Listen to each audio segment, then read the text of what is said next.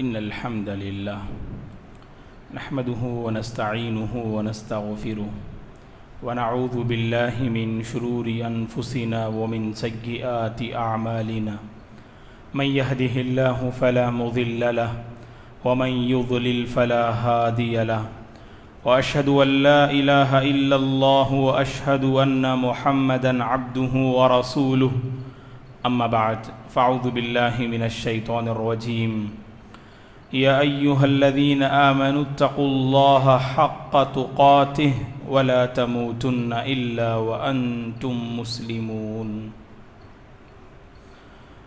يا أيها الناس اتقوا ربكم الذي خلقكم من نفس واحدة وخلق منها زوجها وبث منهما رجالا كثيرا ونساء واتقوا الله الذي تساءلون به والأرحام إن الله كان عليكم رقيبا يا أيها الذين آمنوا اتقوا الله وقولوا قولا سديدا يصلح لكم أعمالكم ويغفر لكم ذنوبكم ومن يطع الله ورسوله فقد فاز فوزا عظيما فإن خير الحديث كتاب الله وخير الهدي هدي محمد صلى الله عليه وسلم وشر الأمور محدثاتها وكل محدثة بدعة وكل بدعة ضلالة وكل ضلالة في النار فأعوذ بالله من الشيطان الرجيم وَلَقَدْ خَلَقْنَا الْإِنسَانَ وَنَعْلَمُ مَا تُوَسْوِسُ بِهِ نَفْسُهُ وَنَحْنُ أَقْرَبُ إِلَيْهِ مِنْ حَبْلِ الْوَرِيدِ إِذْ يَتَلَقَّى الْمُتَلَقِّيَانِ عَنِ الْيَمِينِ وَعَنِ الشِّمَالِ قَعِيدٌ مَا يَلْفِظُ مِنْ قَوْلٍ إِلَّا لَدَيْهِ رَقِيبٌ عَتِيدٌ وَجَاءَتْ سَكْرَةُ الْمَوْتِ بِالْحَقِّ ذَلِكَ مَا كُنْتَ مِنْهُ تَحِيدُ ونفخ في الصور ذلك يوم الوعيد وجاءت كل نفس معها سائق وشهيد لقد كنت في غفلة من هذا فكشفنا عنك غطاءك فبصرك اليوم حديد وقال قرينه هذا ما لدي عتيد ألقيا في جهنم كل كفار عنيد مناع للخير معتد مريب الذي جعل مع الله إلها آخر فألقياه في العذاب الشديد قال قرينه ربنا ما أطغيته ولكن كان في ضلال بعيد قال لا تختصموا لدي وقد قدمت إليكم بالوعيد ما يبدل القول لدي وما أنا بظلام للعبيد رب اجعل هذا بلدا آمنا وارزق اہلہ من الثمرات۔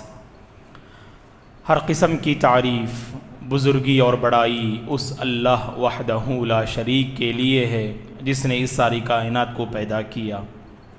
درود اور سلام ہو رحمت للعالمین خاتم النبیین محمد عربی صلی اللہ علیہ وسلم پر، جنہوں نے پرامن معاشرہ قائم کیا۔ صحابہ کرام رضوان اللہ علیہ مجمعین، تابعین، تبع تابعین، تمام مؤمن مرد اور عورتوں پر اللہ کی رحمت اور اس کی سلامتی ہو، آمین۔ محترم بزرگوں، نوجوانوں، عزیز بچوں اور قابل احترام میری ماں اور بہنوں،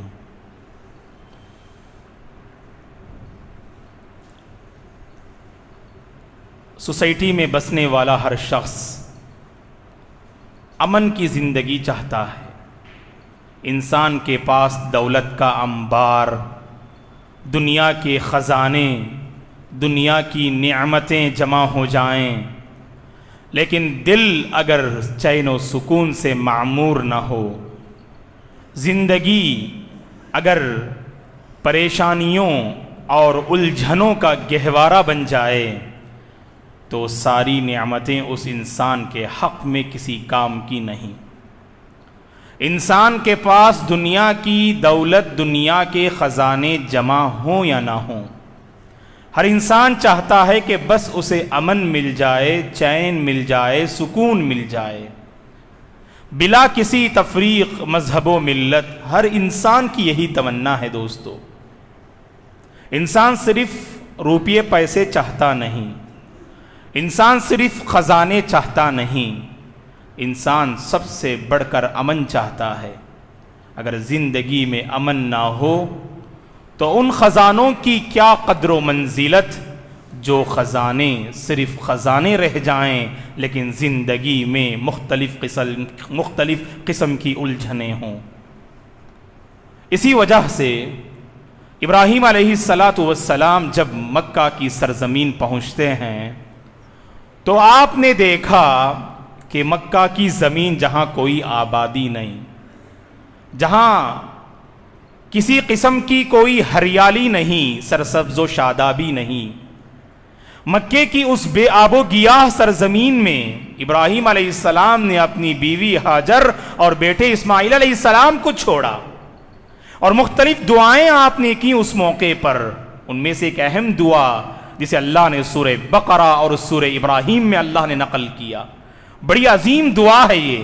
ابراہیم علیہ السلام نے اللہ سے یوں دعا کی، رب اجعل ھذا بلدا آمنا، اے اللہ اس شہر مکہ کو تو امن والا شہر بنا دے۔ اللہ اکبر۔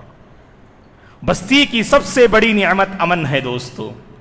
وہ اس بستی کا نظام درہم برہم ہو جاتا ہے جس بستی میں امن کی کوئی بات نہ ہو، اور ہر طرف فتنہ و فساد ہو، اور ہر طرف مختلف قسم کی پریشانیاں ہوں، تو سمجھ لیجئے کہ اس بستی کا نظام اور بستی کے رہنے والے یعنی ان کا نظام درہم برہم ہو جائے گا۔ اس لیے ابراہیم علیہ السلام نے سب سے پہلے یہ دعا کی کہ رب اجعل ھذا بلدا آمنا، اے اللہ اس شہر مکہ کو تو امن والا شہر بنا دے۔ اور آگے کیا دعا کی آپ نے؟ کہا کہ وارزق اہلہ من الثمرات، اے اللہ اس مکے کے رہنے والوں کو تو روزی روٹی عطا فرما۔ اور مفسرین نے ایک بہترین نقطہ پیش کیا کہ روزی سے پہلے ابراہیم علیہ السلام نے امن کو مانگا، کیونکہ اگر روزی مل جائے امن نہ ہو تو اس روزی کا کیا فائدہ بتائیے۔ جس انسان کے پاس ڈھیر ساری روزیاں ہوں لیکن امن سے وہ محروم ہو، ان ڈھیر ساری روزیوں سے اور نعمتوں سے وہ فائدہ اٹھا ہی نہیں سکتا ہے۔ نعمتوں سے فائدہ اٹھانے کے لیے امن بہت ضروری ہے۔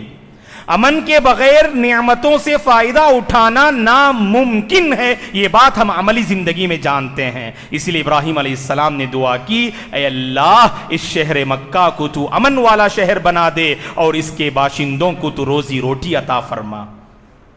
اللہ کے ناموں میں سے ایک نام ہم جانتے ہیں، المؤمن، هو اللہ الذی لا الہ الا ہو، الملک القدوس السلام المؤمن۔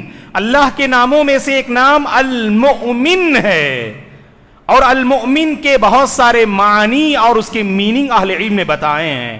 ان میں سے ایک اہم معنی یہ ہے المؤمن کا، کیا مطلب اللہ المؤمن ہے؟ کہا کہ اللہ ہی اپنے بندوں کو حقیقی معنی میں چین و سکون اور امن عطا کرتا ہے۔ امن عطا کرنے والا ہے وہ، المؤمن کا مطلب امن عطا کرنے والا ہے وہ، گویا کہ بندوں کو صحیح معنی میں چین و سکون اور امن کی زندگی عطا کرنے والا رب ذوالجلال ہے۔ اسی لیے اللہ کے نبی صلی اللہ علیہ وسلم، ابن حبان کی صحیح روایت ہے، آپ صبح کے موقع پر اور شام کے موقع پر جن اذکار اور دعاؤں کا آپ اہتمام کرتے تھے، ان میں سے ایک دعا یہ بڑی چھوٹی دعا ہے لیکن اپنے اندر معانی کا سمندر رکھتی ہے، تو اس دعا کو ہمیں یاد کرنا چاہیے اور صبح و شام اس کا اہتمام کرنا چاہیے دوستو۔ اللہم استر عوراتی و آمن روعاتی، اللہم استر عوراتی، اے اللہ میرے عیبوں کو تو چھپا دے، و آمن روعاتی، اور اے اللہ میرے دل کو تو مأمون کر دے،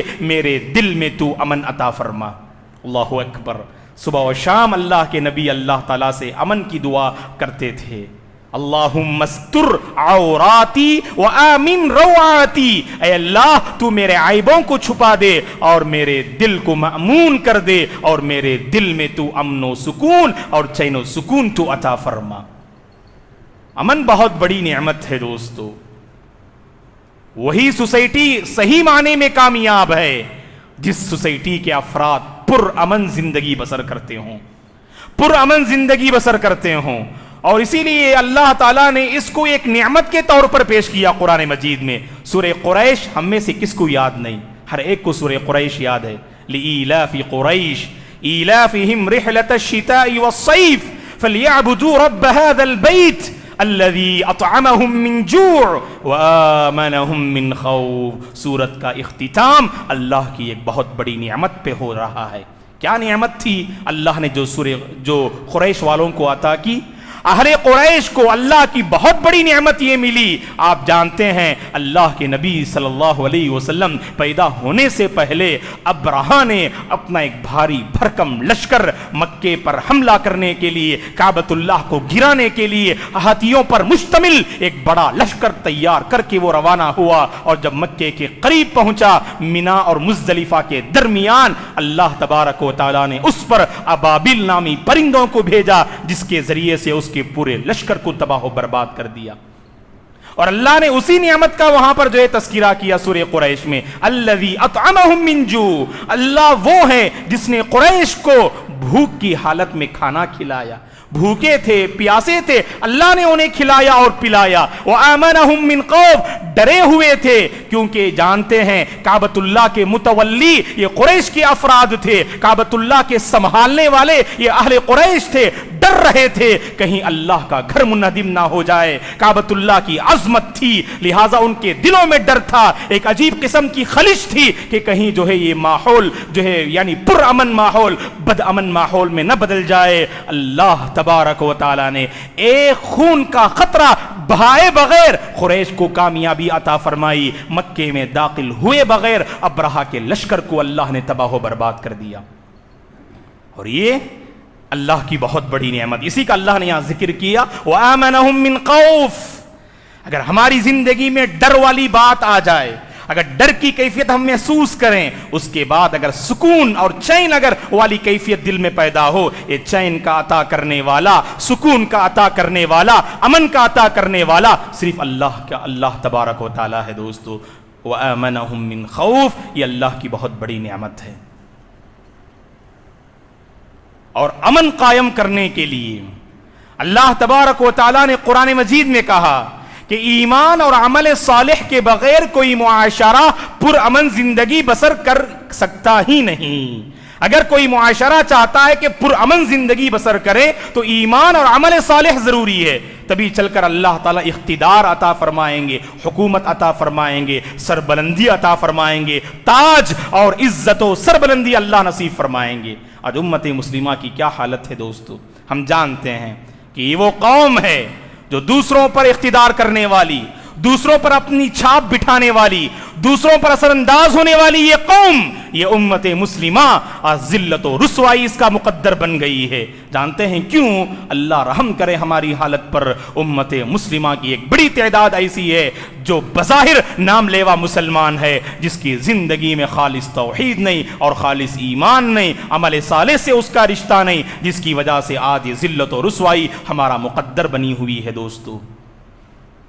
سورہ نور میں اللہ تعالیٰ نے وعدہ کیا ہے، اللہ کا وعدہ سچا ہے، اللہ سے بڑھ کر بات میں کون سچا ہو سکتا ہے؟ ومن اصدق من اللہ حدیثا ومن اصدق من اللہ قیلا۔ اللہ نے کیا وعدہ کیا؟ اللہ نے وعدہ کیا سورہ نور میں، وعد اللہ الذین آمنوا منکم وعملوا الصالحات لَيَسْتَخْلِفَنَّهُمْ فِي الْأَرْضِ كَمَا اسْتَخْلَفَ الَّذِينَ مِنْ قَبْلِهِمْ۔ اللہ تعالیٰ ایمان والوں سے وعدہ کرتے ہیں، وہ ایمان والے جن کی زندگی میں عمل صالح ہو، جو ایمان لا کر نیک اعمال میں آگے بڑھتے ہوں، ایسے لوگوں سے اللہ وعدہ کرتا ہے وہ زمین میں انہیں اقتدار عطا فرمائے گا، وہ زمین میں انہیں حکومت عطا کرے گا۔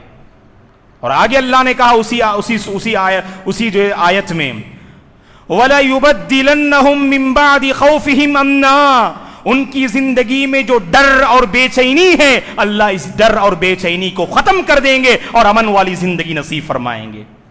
شرط یہ ہے کہ ایمان اور عمل صالح۔ اور آگے اللہ نے کہا یعبدوننی لا یشرکون بی شیئا، وہ صرف میری بندگی کریں اور میرے ساتھ کسی اور کو شریک نہ کریں۔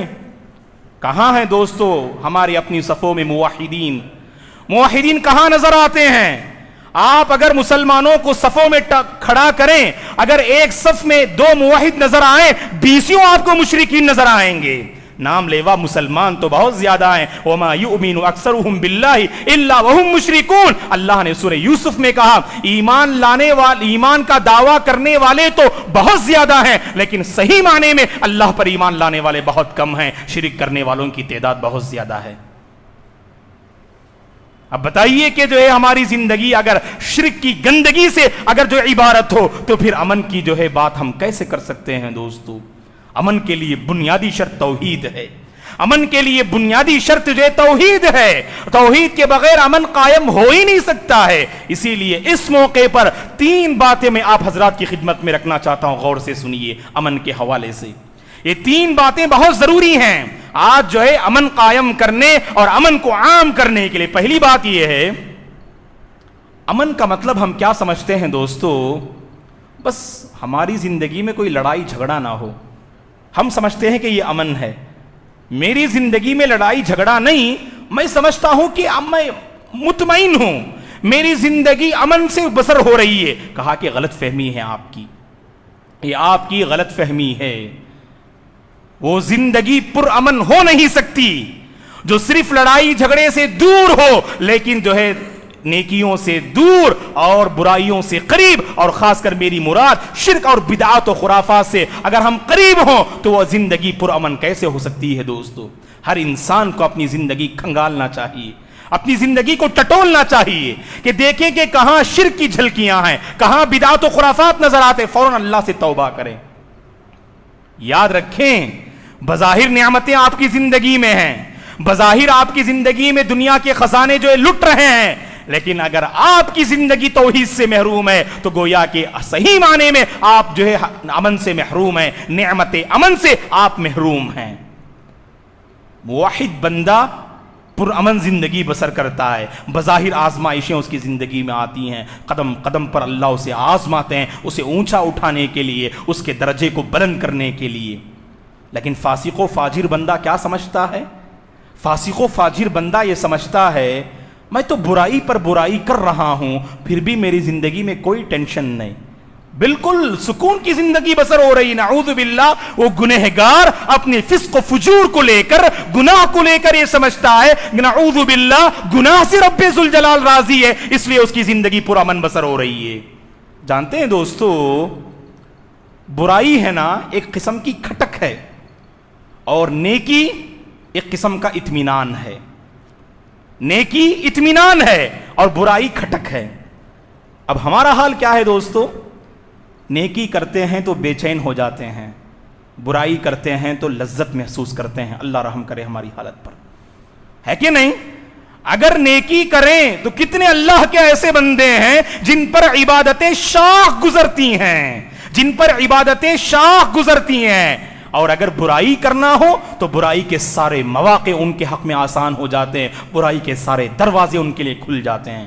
اور آگے بڑھ کر افسوسناک حالت یہ ہے، برائی کر رہے ہیں، شرک و بدعات میں مبتلا ہیں، اللہ کی نافرمانی اور سنت کی پامالی ہو رہی ہے، پھر بھی زندگی کے سلسلے میں وہ یہ سمجھتے ہیں میری زندگی پر امن بسر ہو رہی ہے۔ یہ سب سے بڑی مصیبت ہے دوستو کہ آپ برائی کریں، آپ کی زندگی توحید سے دور رہے اور آپ یہ سمجھیں کہ میں پر امن زندگی بسر کر رہا ہوں۔ نہیں دوستو، جانتے ہیں خلل کہاں ہے؟ جانتے ہیں کہ گڑبڑ کہاں ہے؟ گڑبڑ اثر دل میں ہے دوستو۔ آپ نے اپنے دل کی اصلاح نہ کی، جس کی وجہ سے آپ کو برائی نظر نہ آئی، برائی پر آپ نے امن کا لباس پہنایا، برائی پر آپ نے رضا الہی کا لباس پہنایا، برائی کو آپ نے سمجھا کہ اگر اس برائی سے رب ذوالجلال راضی ہوتا تو میری تجارت میں وہ برکت نہ دیتا، یہ سمجھتے ہوئے ایک گنہگار گناہ کے میدان میں آگے بڑھتا ہے، فالعیاذ باللہ۔ اور یہ نہیں سمجھتا اللہ تعالیٰ اسے سنبھلنے کے مواقع فراہم کر رہے ہیں۔ قانون استدراج، اللہ کا جو قانون استدراج ہے، اللہ سنبھلنے کے مواقع ہر انسان کو عطا کرتے ہیں. کسی کو بہت جلد اللہ گرفت کر لیتے ہیں اور کسی کی اللہ تاخیر سے، کچھ دیر صحیح لیکن اللہ تعالیٰ کی گرفت ہے. دوستو قرآن مجید میں اللہ نے کہا سورہ قلم میں، سنستدرجہم من حیث لا یعلمون، ہم لوگوں کی آہستہ آہستہ گرفت کرتے ہیں، لوگوں کی آہستہ آہستہ ہم گرفت کرتے ہیں اور لوگوں کو پتہ بھی نہیں چلتا ہے کہ وہ اللہ کی گرفت اور عذاب کی لپیٹ میں آ رہے ہیں.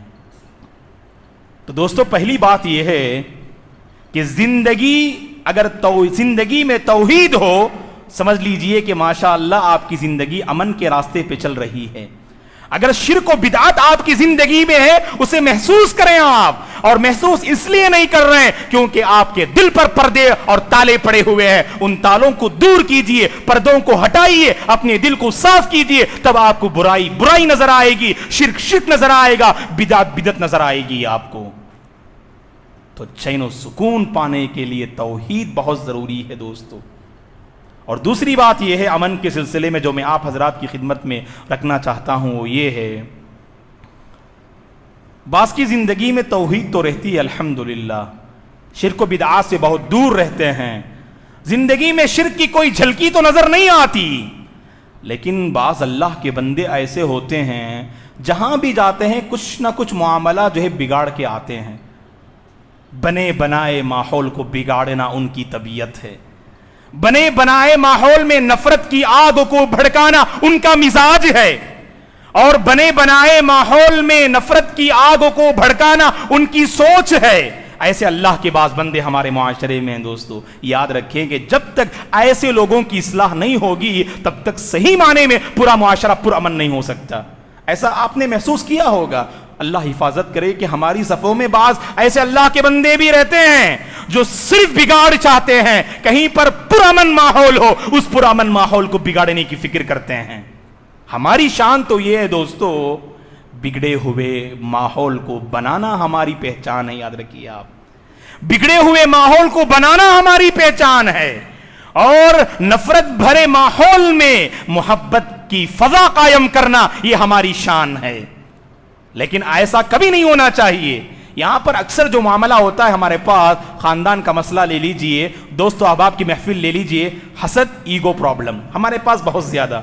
اگر ایگو، ہمارے اپنی ایگو کو کوئی ٹھیس پہنچے، سامنے والے کی ہم کوئی قدر کرتے ہی نہیں، سامنے والے کی زندگی کیسے تباہ و برباد ہو جائے اس کی ہمیں فکر نہیں ہوتی ہے، بس ہمیں اپنی ذات کی فکر ہوتی ہے. ایک مسلمان کی پہچان یہ ہے وہ اپنی ذات سے کہیں زیادہ وہ اپنوں کی فکر کرتا ہے، اپنی ذات سے کہیں زیادہ وہ اپنوں کی فکر کرتا ہے. تو جس کے نتیجے میں اگر حسد کا جذبہ بھی پیدا ہو، اگر کینہ کپٹ اور نفرت کی آگ بھی دل میں بھڑکے، اس کو بجھانا یہ مومن کی طبیعت اور مومن کی پہچان ہے دوستو.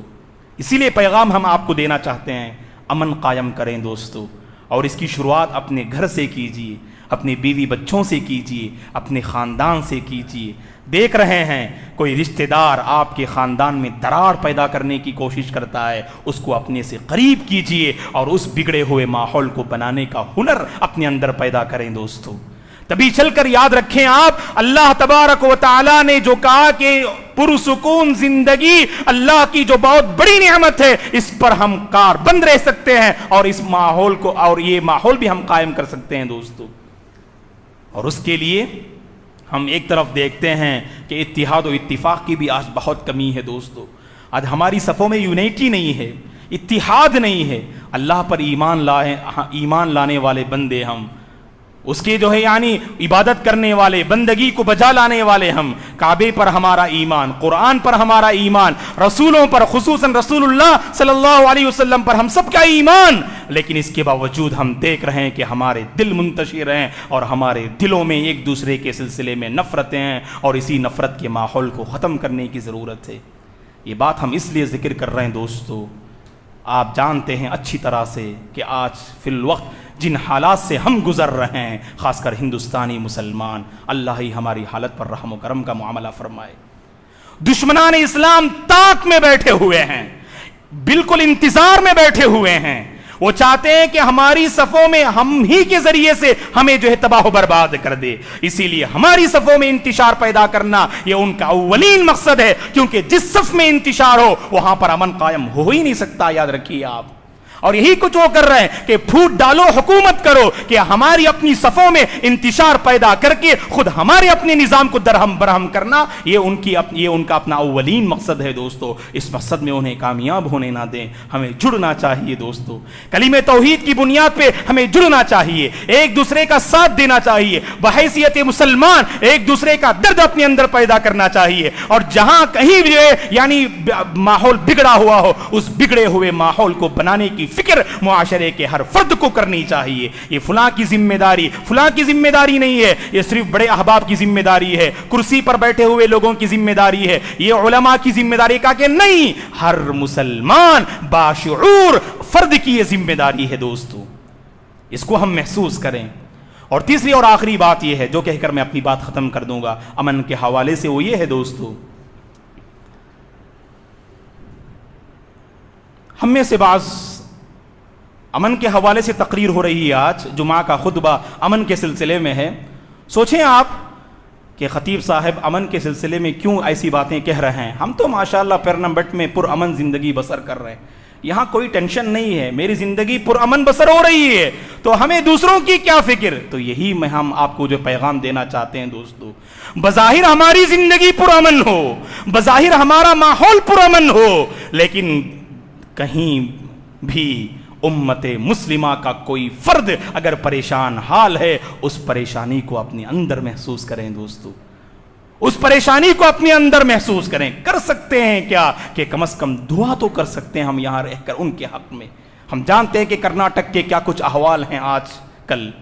کرناٹک میں جن حالات سے مسلمان گزر رہے ہیں وہ اچھی طرح سے ہم جان رہے ہیں. ایک طرف حجاب پر پابندی کا مسئلہ آیا قریب میں، تو اس کے فوراً بعد مساجد میں لاؤڈ اسپیکر پر پابندی کا مسئلہ آ رہا ہے. ایک کے بعد دیگر شاعر اسلام پر یعنی یہ لوگ انگلی اٹھا رہے ہیں تاکہ کسی بھی طرح سے مسلمانوں کے وجود کو اس ہندوستان سے جو ہے مٹا دیا جائے اور مسلمانوں کے تشخص کو مٹا دیا جائے. اس کی وہ سازش کر رہے ہیں. اللہ تبارک و تعالی ان کی اس سازشوں میں اللہ نے ناکامی عطا فرمائے. ان کی سازشوں کو، مکاریوں کو اللہ تبارک و تعالی مٹی میں ملا دے. یاد رکھیں دوستو، امن کے سلسلے میں ایک بات ذہن میں رکھیں، بظاہر ہم پرامن ماحول میں ہیں، لیکن امت مسلمہ کا کوئی بھی معاشرہ اگر جو ہے بے چین ہے تو اس بے چینی کو اپنے اندر ہمیں محسوس کرنا چاہیے دوستو.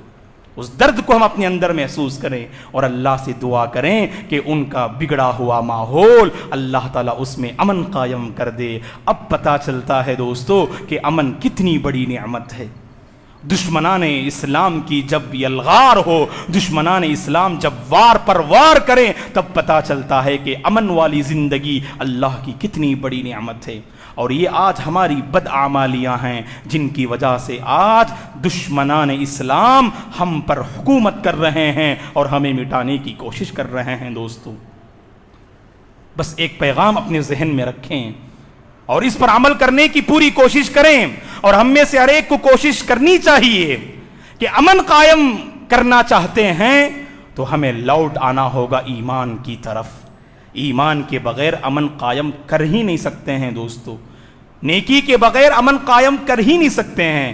نیکی کو عام کیجئے دوستو اور برائی کو مٹانے کی کوشش کیجئے. جہاں برائی ہوگی وہاں بد نظمی ہوگی، جہاں نیکیاں اور اچھائیاں ہوں گی وہاں امن کا ماحول قائم رہے گا. اگر ہم اس فارمولے پر عمل کرنا شروع کر دیں، دشمنان اسلام کے دلوں کو بھی ہم جو ہے فتح کر سکتے ہیں اور ان کو یہ باور کرا سکتے ہیں کہ اس ہندوستان میں مسلمان اگر رہیں تو یقیناً سب لوگوں کے حق میں وہ رحمت ہیں، سب لوگوں کے حق میں وہ رحمت ہیں، وہ کبھی زحمت کا باعث نہیں بن سکتے ہیں. یہ ہمیں اپنے عمل سے باور کرانا ہے اور دعا بھی کرنی ہے کہ جہاں کہیں لوگ پریشان حال ہیں، اے اللہ تو ان سب کی پریشانیوں کو دور فرما. امن والی زندگی اے اللہ انہیں نصیب فرما. چین والی زندگی اے اللہ تو انہیں نصیب فرما. باطل طاقتوں کی جو مکاریاں ہیں اے اللہ ان ساری مکاریوں اور سازشوں سے پوری امت مسلمہ کی اے اللہ تو حفاظت فرما. ہماری اپنی مساجد کی تو حفاظت فرما،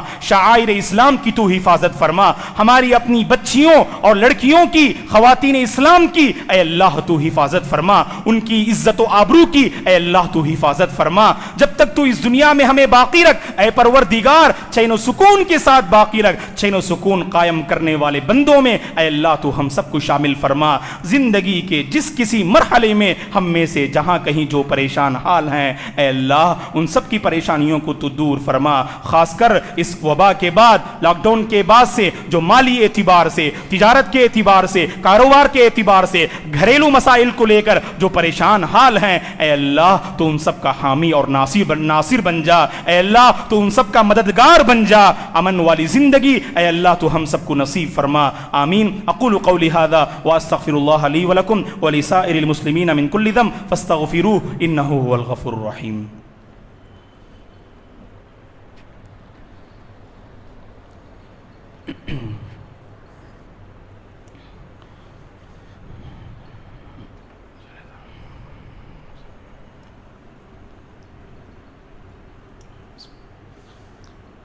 إن الحمد لله نحمده ونستعينه ونستغفره ونعوذ بالله من شرور أنفسنا ومن سيئات أعمالنا من يهده الله فلا مضل له ومن يضلل فلا هادي له وأشهد أن لا إله إلا الله وأشهد أن محمدا عبده ورسوله أما بعد فأعوذ بالله من الشيطان الرجيم.